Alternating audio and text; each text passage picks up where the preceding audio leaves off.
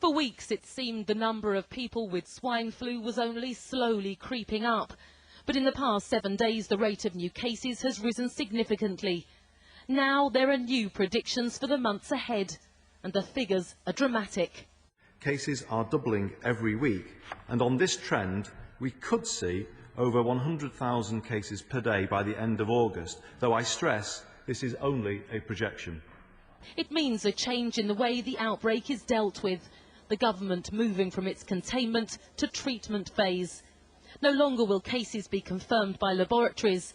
Instead, it will be up to doctors to diagnose. Swine flu was first confirmed in the UK at the end of April, and the number of cases has steadily risen. Last week it hit 2,236. Today it stands at over 7,000. But this graph shows just how steep the increase could be over the weeks leading up to the end of August.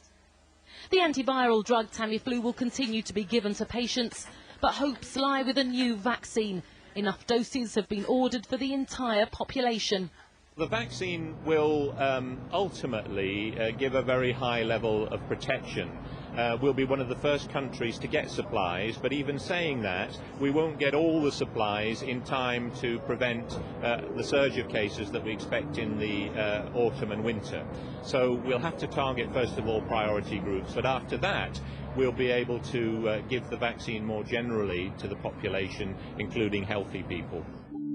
Flu viruses can spread if you don't catch your coughs or sneezes hygienically. A government campaign urged people to avoid spreading the virus by following simple rules. Catch it, bin it, kill it.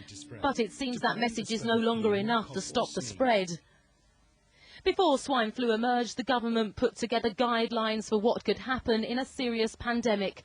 It predicted that the UK's GDP could be reduced by 0.75% in the year of outbreak.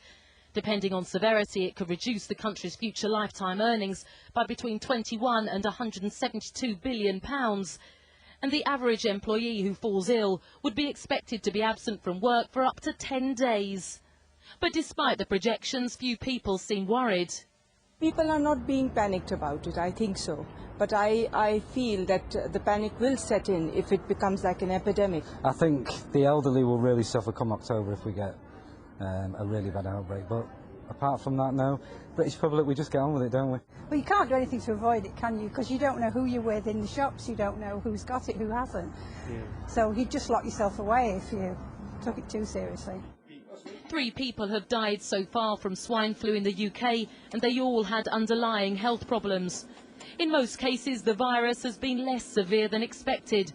But if people fall ill on the scale that's been predicted, it will undoubtedly put a serious strain on families, businesses and the NHS.